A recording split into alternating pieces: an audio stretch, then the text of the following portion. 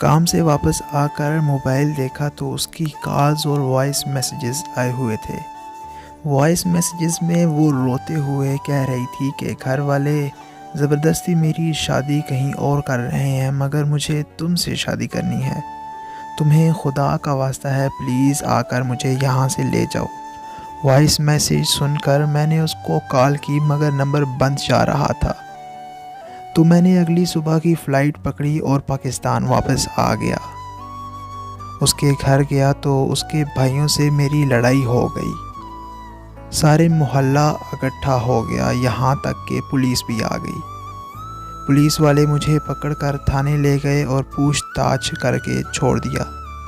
جب میں تھانے سے گھر آیا تو مجھے اس کی کال آ گئی اور کہنے لگی کہ میری شادی میری رضامندی سے ہو رہی ہے۔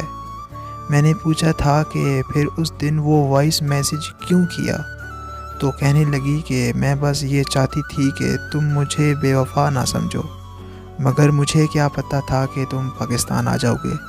پھر کہنے لگی کہ جس سے میری شادی ہو رہی ہے وہ میرا کزن ہے اور ہم دونوں ایک دوسرے سے بہت پیار کرتے ہیں۔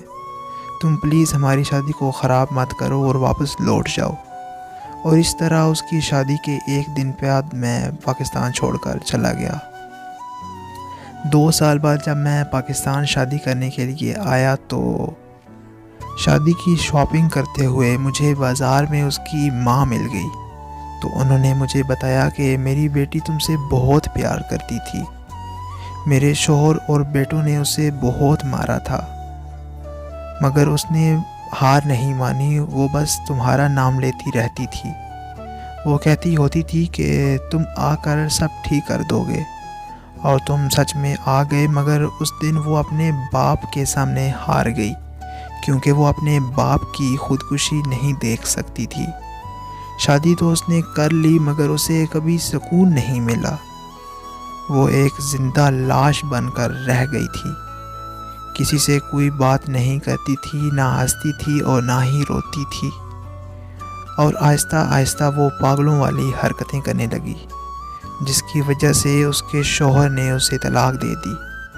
ہم نے اس کا بہت علاج کروایا مگر اس کی حالت دن بدن خراب ہوتی گئی، یہاں تک کہ ہمیں اس کو باندھ کر رکھنا پڑتا تھا، یہاں تک کہ سب اس سے ڈرتے اور اسے پاگل کہتے تھے۔ اور ایک دن وہ گھر سے بھاگ گئی اور کبھی واپس نہیں آئی۔ ہم نے بہت ڈھونڈا مگر وہ کہیں نہیں ملی۔ اس کی ماں کی باتیں سن کر میری روح کانپ اٹھی کہ جس لڑکی سے میں 2 سال تک سب سے زیادہ نفرت کرتا رہا، وہ تو مجھ سے محبت کرنے کی انتہا کر گئی۔ جس لڑکی کو میں 2 سال تک بے وفا سمجھتا رہا، وہ تو وفا کی ساری حدیں پار کر گئی۔ سچ جاننے کے بعد میں نے شادی نہیں کی اور نہ ہی میں پاکستان چھوڑ کر گیا۔ 1 سال سے میری نظریں اسے تلاش کر رہی ہیں، مجھے لگتا ہے کہ ایک دن وہ مجھے مل جائے گی۔